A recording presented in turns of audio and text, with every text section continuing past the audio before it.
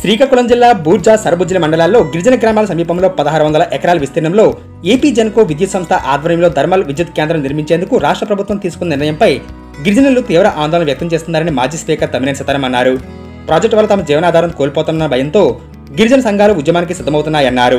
Thermal plant ఏర్పాటుకు ప్రభుత్వం దూకుడుగా వెళ్లడంతో మాజీ స్పీకర్ తమ్మినేని సీతారాంను ప్రతిపాద గ్రామంలో గల గిరిజన సంఘాల నేతలు ఆశ్రయించారు. ఈ మేరకు గురువారం ఆయన తన స్వగృహంలో మీడియా సమావేశం నిర్వహించారు. ప్రాజెక్టుపై పునరాలోచన చేయాలని ఆయన ప్రభుత్వాన్ని డిమాండ్ చేశారు. ప్రాజెక్టు వల్ల గిరిజనులు భూములు కోల్పోయి రోడ్డును పడే పరిస్థితి ఏర్పడుతుందని, వారి జీవనాధారం కాపాడడం ప్రభుత్వ బాధ్యతని అన్నారు. ప్రజాభిప్రాయానికి విరుద్ధంగా ప్రభుత్వం తన నిర్ణయాన్ని కొనసాగిస్తే ప్రజా పోరాటాలు తప్పవని ఆయన హెచ్చరించారు. ఈ థర్మల్ పవర్ ప్రాజెక్టు విషయం తెలిసిన వ్యక్తిగా నేను చెప్తున్నాను.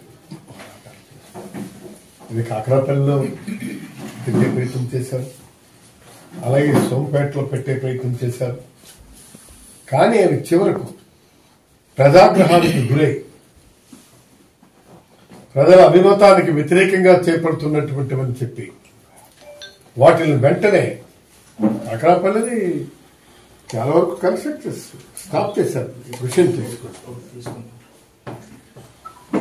అలాగే సోంపేట కూడా స్టాప్ చేశారు. అదేంటి చిత్రజ్ఞానం. దానికి కారణం ఏంటి? ఈ థర్మల్ పవర్ ప్రాజెక్ట్స్ వస్తే వాయు కాలుష్యం,